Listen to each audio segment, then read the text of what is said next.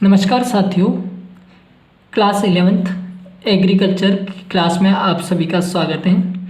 आज हम शुरू कर रहे हैं चैप्टर 1 भारतीय कृषि का इतिहास, महत्व, शाखाएं, महत्व एवं क्षेत्र। आज की क्लास में हम चैप्टर 1 के बारे में बात करेंगे। ये जो हम पढ़ रहे हैं ये सभी राज्यों में चल रहा है। ये एनसीईआरटी की बुक से आपको पढ़ाया जा रहा है, तो एनसीईआरटी की बुक सभी राज्यों में चलती हैं। आप कंफ्यूज ना हो कि ये सिर्फ राजस्थान वालों को पढ़ाया जा रहा है, ऐसा नहीं है। सभी राज्य के विद्यार्थी इन क्लासेस को अटेंड करके पढ़ सकते हैं। चैनल पर नए हो तो सब्सक्राइब कर लें और सभी जल्दी से जुड़ जाए इस चैनल पर। अब बात करते हैं हम चैप्टर के बारे में।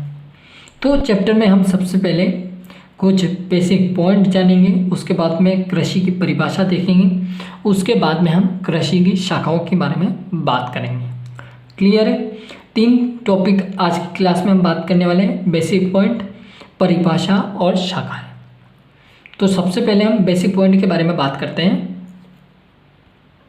देखिए, बेसिक पॉइंट कुछ इस प्रकार से है आपके सामने।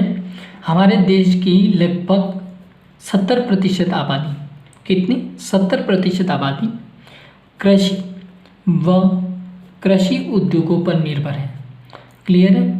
हमारे देश की लगभग 70% आबादी जो है वो कृषि और कृषि से चलने वाले जो उद्योग हैं उन पर निर्भर है। First point I hope clear हो जाना चाहिए। अब नेक्स्ट पॉइंट देखिए, प्राचीन काल से भारत कृषि प्रधान देश रहा है। कौन सा देश रहा है? प्राचीन काल से भारत कृषि प्रधान देश रहा है। क्लियर है? तीसरा पॉइंट, मनुष्यों की अधिकांश आवश्यकताओं की पूर्ति कृषि द्वारा ही होती है।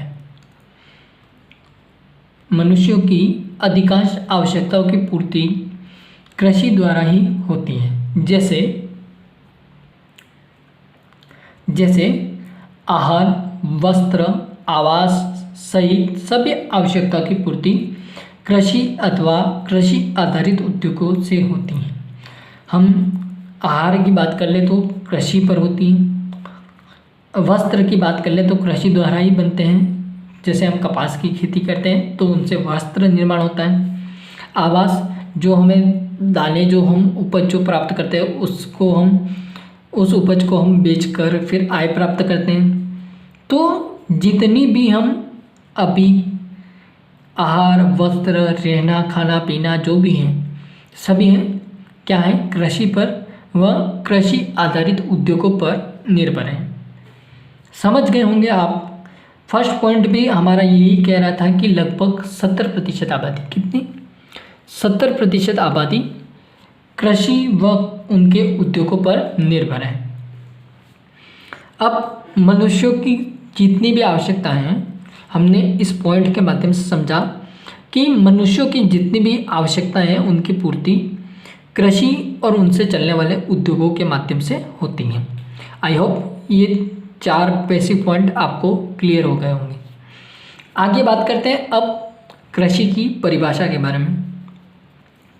कृषि की परिभाषा शुरू करने से पहले आप यदि नोट्स, यही नोट्स अभी जो लिखे हुए हैं वही नोट्स आपको टेलीग्राम चैनल पर मिलेंगे। इसकी लिंक आपको डिस्क्रिप्शन में मिलेगी। जाइए और वहाँ से ज्वाइन हो जाइए। इस प्रकार के नोट्स आपको वहाँ पर प्रोवाइड होंगे। अब देखिए कृषि की परिभाषा। कृषि शब्द संस्कृत की कृष धातु से बना है। अब ये संस्कृत की कृष धातु ये सब आपको कहाँ पूछा जाएगा? जब आपके ए पार्ट में MCQ अवसद वाले जो क्वेश्चन आते हैं उनमें आपको पूछा जाएगा। तो याद रखना है इस बात को कि कृषि शब्द संस्कृत की कृष धातु से बना है, जिसका अर्थ होता है खींचना, आकर्षित करना या जोतना या प्राप्त करना। 4 अर्थ निकलते हैं। मेन अगर देखा जाए तो जोतना या प्राप्त करना होता है। अब देखिए कृषि का अर्थ है जुताई और खेती। क्या अर्थ है? जुताई और खेती। कृषि का अर्थ है जुताई या खेती करना।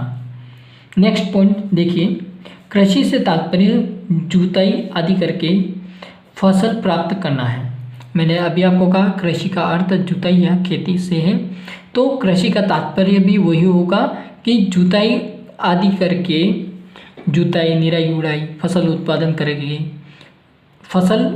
करके उपज प्राप्त करना, यही मेन कृषि का तात्पर्य है। अब देखिए नेक्स्ट पॉइंट, एग्रीकल्चर शब्द जो है ये लैटिन भाषा के, किस भाषा के? लैटिन भाषा के शब्द एगर और एग्री, समझ रहे हो? एगर और एग्री तथा कल्चरा से लिया गया है, जिसका अर्थ होता है मृदा एवं भूमि। क्या होता है? मृदा एवं कृषि करना। आप कल्चरा का अर्थ आपको मृदा या भूमि भी दिखाई देगा। कल्चरा के दो अर्थ निकलते हैं, मृदा या भूमि, और एगर और एग्री दो शब्द आपको दिखेंगे। एग्रीकल्चर शब्द के दो शब्द हैं, एगर और एग्री, इन दोनों में से कोई एक, और दूसरा शब्द है कल्चरा, आपको देखने को मिलेगा। तो एगर या एग्री का अर्थ होता है मृदा, और कल्चरा का मतलब होता है कृषि करना, जुताई करना, फसल उत्पादन करना। क्लियर है? यहाँ तक समझ गए होंगे। अब हम बात करते हैं कृषि की परिभाषा। अब कृषि की परिभाषा देखने से पहले मैं बोलूँगा और आप इस परिभाषा को नोट करेंगे। क्लियर है? तो परिभाषा लिखिए, सामान्यतया जीवन निर्वाह व आर्थिक उद्देश्यों की पूर्ति के लिए फसल उत्पादन, पशुपालन, मछली पालन, वानिकी आदि की कला व विज्ञान को कृषि विज्ञान कहते हैं। देखिए, जीवन निर्वाह और हमारे जो आर्थिक उद्देश्य हैं उनकी पूर्ति के लिए हम क्या करते हैं? फसल उत्पादन करते हैं, पशुपालन करते हैं, मछली पालन करते हैं, मुर्गी पालन करते हैं, वानिकी करते हैं, फिर हम सब्जियों का उत्पादन करते हैं, फलों का उत्पादन करते हैं। तो ये सभी जो क्या है, एक कला और एक विज्ञान है जिसे हम कृषि विज्ञान के नाम से जानते हैं। किसके नाम से? कृषि विज्ञान के नाम से जानते हैं। वानिकी को एक्चुअली में क्या कहते हैं? हॉर्टिकल्चर कहते हैं, लेकिन वो भी क्या, एक कृषि का पार्ट है। किसका है? एग्रीकल्चर का पार्ट है, तो हमने उसको यहाँ पर ऐड किया है। मछली पालन एक कृषि का पार्ट है, एग्रीकल्चर में ये सभी आते हैं। पशुपालन किसका पार्ट है? एग्रीकल्चर का पार्ट है। फसल उत्पादन करना किसका? कृषि का एक भाग है। तो वही मैं यहाँ पर समझाना चाह रहा हूँ कि जीवन निर्वाह और आर्थिक उद्देश्यों की पूर्ति के लिए हम जो जो कार्य करते हैं कृषि में, वो और उद्योग भी करते हैं। यदि हम डेयरी उद्योग कर रहे हैं, बड़ी इंडस्ट्री के माध्यम से कुछ नया कर रहे हैं, तो वो भी क्या है? कृषि के अंतर्गत आता है। समझ गए होंगे यहाँ से। अब आगे हम बात करते हैं नेक्स्ट पॉइंट।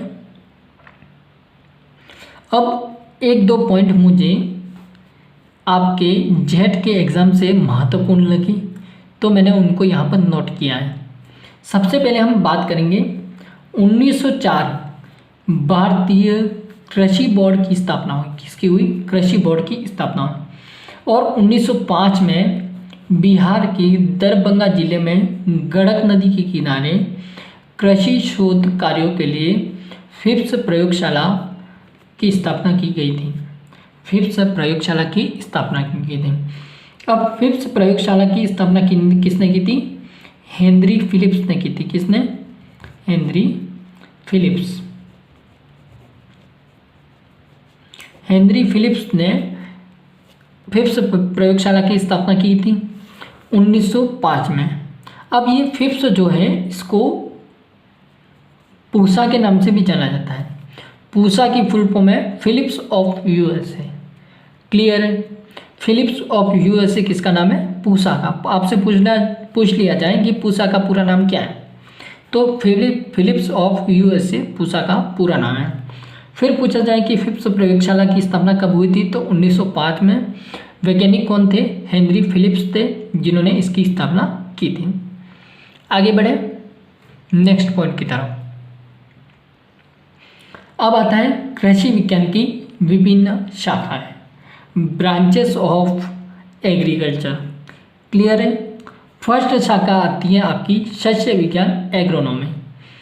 एग्रोनॉमी एक ऐसी शाखा है जिसमें हम इसको कृषि में मिक्स कर सकते हैं, मिला सकते हैं, क्योंकि इसका अर्थ और हमारे जो एग्रीकल्चर शब्द का अर्थ होता है वो लगभग सेम निकलता है। आगे बात करें शस्य विज्ञान ग्रीक भाषा के, किस भाषा के? ग्रीक भाषा के।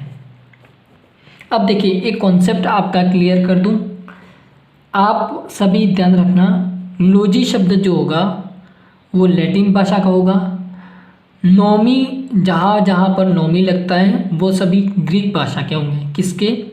ग्रीक भाषा के। जैसे और कल्चर शब्द, कल्चरा शब्द भी हो, वो भी किसका है? एक लैटिन भाषा का ही शब्द है। तो ग्रीक भाषा के शब्द एग्रोस जिसका अर्थ होता है खेत, और नोमोस जिसका अर्थ होता है प्रबंधन से बना है।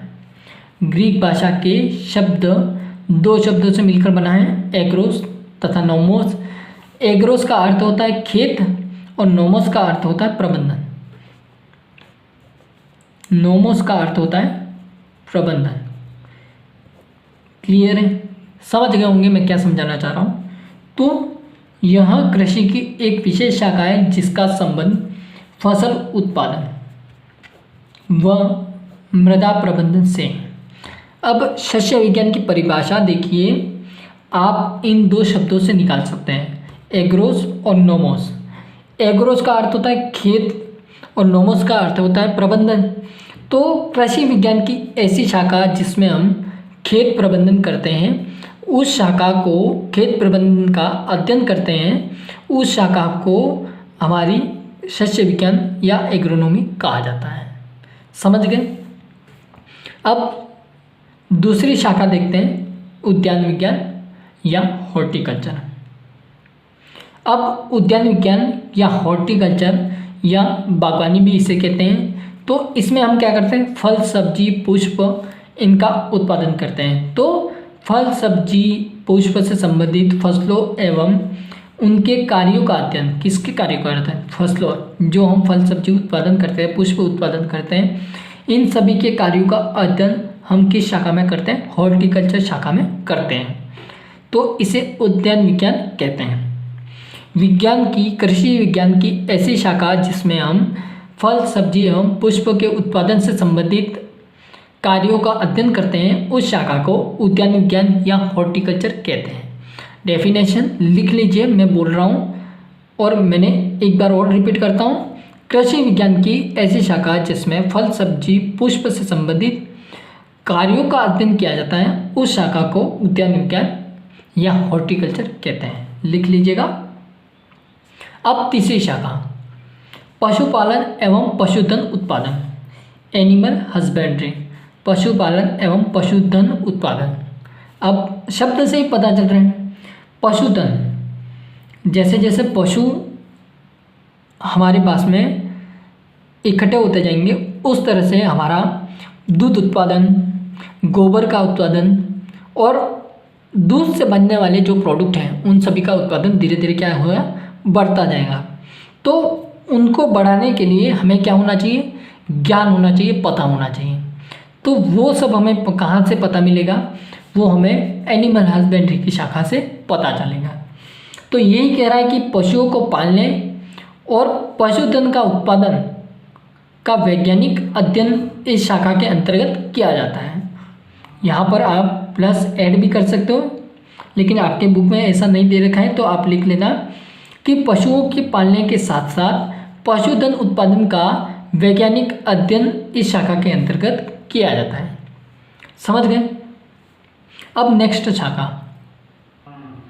दूसरी शाखा कौन सी है? मधुमक्खी पालन, एपीकल्चर। इस शाखा के अंतर्गत हम क्या करते हैं कि मधुमक्खियों का पालन, उनसे शहद जो प्राप्त होता है उसके उत्पादन से संबंधित अध्ययन किया जाता है। समझ गए? इस शाखा के अंतर्गत मधुमक्खी पालन नंबर 1.2 नंबर 2, शहद उत्पादन से संबंधित अध्ययन करते हैं किस शाखा में? मधुमक्खी या एपीकल्चर। कभी कभी क्या होता है कि क्वेश्चन में एपीकल्चर भी लिखा हुआ आता है, तो आपको कंफ्यूज न होना है। एपीकल्चर का अर्थ होता है मधुमक्खी पालन, इस प्रकार से लिखा हुआ दे दिया जाता है एपीकल्चर। एपीकल्चर किससे संबंधित है? तो वहाँ पर आपको कीट विज्ञान, कीटों से संबंधित, पक्षियों से संबंधित, मधुमक्खी से संबंधित और अन्य केसेस से संबंधित, ये 4 ऑप्शन दे दिए जाए तो हमें राइट करना है मधुमक्खी से संबंधित है। समझ गए? अब अगली शाखा देखते हैं। अगली शाखा मछली पालन, फिशरी। कृषि विज्ञान की इस शाखा के अंतर्गत मछली पालन एवं उत्पादन से संबंधित, किसका? मछलियों के उत्पादन से संबंधित वैज्ञानिक रूप से अध्ययन किया जाता है। वैज्ञानिक रूप से अध्ययन किया जाता है कृषि विज्ञान की ऐसी शाखा जिसके अंतर्गत मछली पालन और उसके उत्पादन से संबंधित अध्ययन किया जाता है, उसको मछली पालन कहते हैं। नंबर 6 आपकी शाखा है रेशम कीट पालन, जिसे सेरीकल्चर कहते हैं। सेरीकल्चर में आपने देखा, मैंने आपको समझाया कि एपीकल्चर, वहाँ पर भी आपको ऐसे सेरीकल्चर लिखा हुआ भी दिखाई देगा। तो सेरीकल्चर जो शब्द है वो रेशम कीट पालन से संबंधित है। सेरीकल्चर रेशम कीट के उत्पादन से संबंधित है, तो आपको रेशम कीट ध्यान रखना है। सेरीकल्चर का अर्थ होता है रेशम कीट, सीधा अपन पकड़ लेंगे। सेरीकल्चर यानी कि रेशम कीट और एपीकल्चर यानी कि मधुमक्खी पालन। तो इस शाखा के अंतर्गत रेशम कीट पालन एवं रेशम उत्पादन का वैज्ञानिक रूप से अध्ययन किया जाता है। अब देखिए, लाख उत्पादन और लाख कल्चर आपकी शाखा नंबर 7। लाख उत्पादन और लाख कल्चर दोनों शब्दों में कितना डिफरेंट है? हमने कहा लाख उत्पादन और वहाँ पर आपको लाख कल्चर लिखा हुआ आ गया, तो आप क्या हो जाएंगे? कंफ्यूज हो जाएंगे, लेकिन नहीं होना है। लाख उत्पादन, लाख कल्चर दोनों सेम शब्द हैं। तो इस शाखा के अंतर्गत लाख की जो चूड़ियाँ बनती हैं, लाख से जो चूड़ियाँ तैयार की जाती है, उसका उत्पादन से संबंधित यहाँ पर अध्ययन किया जाता है। नंबर 8 शाखा है फॉरेस्ट्री। फॉरेस्ट्री का मतलब होता है वानिकी। वनों में जो भी पौधे उगाए जाते हैं उनका उपयोग किया जाता है, और उनसे जो कुछ औषधीय पौधे भी होते हैं जिनसे मेडिसिन तैयार की जाती है, तो उन सभी का हम अध्ययन करते हैं वन विज्ञान फॉरेस्ट्री की शाखा में। क्लियर है? समझ गए? इसके अंतर्गत वनों में उगने वाले पौधों के उगाने एवं उनके उपयोग का वैज्ञानिक अध्ययन किया जाता है। अब अगली शाखा देखिए, नंबर 9 मशरूम उत्पादन, मशरूम प्रोडक्शन। इस शाखा के अंतर्गत मशरूम उत्पादन का वैज्ञानिक रूप से अध्ययन किया जाता है। ठीक है, इनमें ज़्यादा याद रखने जैसा कुछ नहीं है। प्रत्येक शाखा को ध्यान रखिए। अब किसी ने कह दिया, क्वेश्चन में आ गया, मान लीजिए मछली पालन, तो कृषि विज्ञान की ऐसी शाखा जिसमें हम मछली के पालन और उत्पादन से संबंधित अध्ययन करते हैं, तो मछली पालन कहलाता है। सीधा लिख देना है। फिर आपको कह दिया कि मशरूम उत्पादन, तो इस शाखा के अंतर्गत मशरूम उत्पादन का अध्ययन किया जाता है। समझ गए? फिर आपको कह दिया कि लाख उत्पादन, तो लाख उत्पादन से संबंधित अध्ययन किया जाता है, उस शाखा को लाख उत्पादन कहते हैं। इसी प्रकार से सभी के आंसर देने, ज़्यादा कंफ्यूज किसी में नहीं होना है। अब 10वां आपकी शाखा है कुक्कुट पालन, पोल्ट्री, मुर्गी पालन भी इसे कहते हैं। कुक्कुट पालन या इसे मुर्गी पालन भी कहते हैं। तो इस शाखा के अंतर्गत कुक्कुट या मुर्गी पालन का विस्तृत अध्ययन किया जाता है। मुर्गियों को किस तरह पाला चाहिए, मुर्गियों के रहने के लिए व्यवस्था कौन सी होनी चाहिए, मुर्गियों के लिए घर किस प्रकार का होना चाहिए, मुर्गियों को खाने में क्या दें, मुर्गियों के बर्तन किस प्रकार से होते हैं, ये सभी हम इस कुक्कुट या मुर्गी पालन शाखा में पढ़ते हैं। समझ गए यहाँ तक? अब नेक्स्ट शाखा देखिए, नंबर 11 कीट विज्ञान, एंटोमोलॉजी के नाम से इसे जाना जाता है। मैंने कहा था लॉजी और नोमी दोनों में अंतर आ गया। लॉजी और नोमी और कल्चर। कल्चरल लैटिन शब्द, लॉजी आपका ग्रीक भाषा का शब्द है, नोमी भी आपका ग्रीक भाषा का शब्द है, समझ गए। कल्चर जब आ गया तो लैटिन भाषा और लॉजी या नोमी आ गया तो ग्रीक भाषा का शब्द है। अब देखिए कीट विज्ञान। कृषि विज्ञान की इस शाखा में फसलों पर पड़ने वाले प्रभाव से संबंधित कीटों का जो फसलों पर प्रभाव जो पड़ता है तो उनकी रोकथाम, उनसे बचाव, उनके प्रबंधन, मैनेजमेंट के बारे में इस शाखा में अध्ययन किया जाता है। फिर नंबर 12 है पादप रोग विज्ञान, प्लांट पैथोलॉजी।